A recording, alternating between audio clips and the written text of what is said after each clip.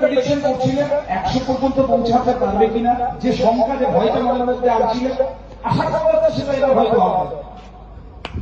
বিপুল একটি শেষ বলটায় সদরে খেললেন, তখন অঞ্চলে ফিল্ডার রয়েছেন, সে বলেছে কিনা সে তো নির্ণয় নেবেন অঙ্কিত আম্পায়াররা। তবে এক্ষেত্রে দুটো রান অনায়াসে দৌড়ে নিয়েছেন, তৃতীয় রান নেওয়ার ইচ্ছে ছিল এবং সেটাকে ভয়ে রান আউট তবে তার আগে ক্লিয়ার করতে হবে, কোথাও বাউন্ডারি লাইনের বাইরে বেরিয়ে এসেছে।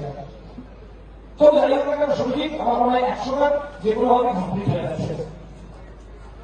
একদম। তবে টুর্নামেন্টের প্রথম এটাই শুভপ্রদা, প্রথম দল যারা 17 রান স্পর্শ করে গেল টিম নর্থ কলকাতা প্যান্থার্স।